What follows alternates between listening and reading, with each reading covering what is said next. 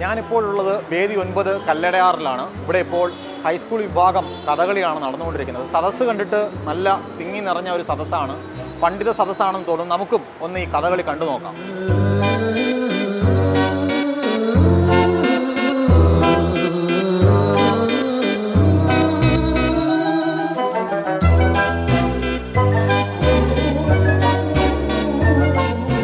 കണ്ടിട്ട് വേഷം പച്ച തന്നെയാണ്, പക്ഷേ കഥ ഒന്നും അങ്ങോട്ട് മനസ്സിലാകുന്നില്ലല്ലോ.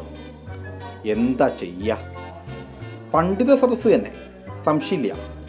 എല്ലാവരും ആസ്വദിച്ചിരിക്കുകയാണ്. ഇനി ഞാനായിട്ട് ഒരു കുറവും വരുത്തണ്ട. താളം പിടിച്ച് പണ്ഡിതനെ പോലെ അങ്ങോട്ട് ഇരിക്കാം. എന്നാലും സംഗതി എന്താണെന്ന് അറിയണ്ടേ? ആരോടേലും ചോദിച്ചു നോക്കാം.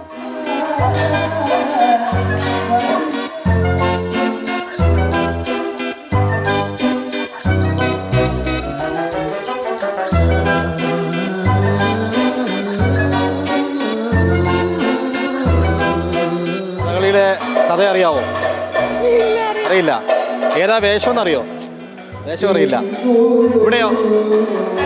കഥ അറിയോ? അറിയില്ല. വേഷം ഏതാണെന്ന് അറിയോ? ഒന്ന് ശ്രദ്ധിച്ചു നോക്കിയേ. ആ വേഷം എന്താണെന്ന് നോക്കിയേ.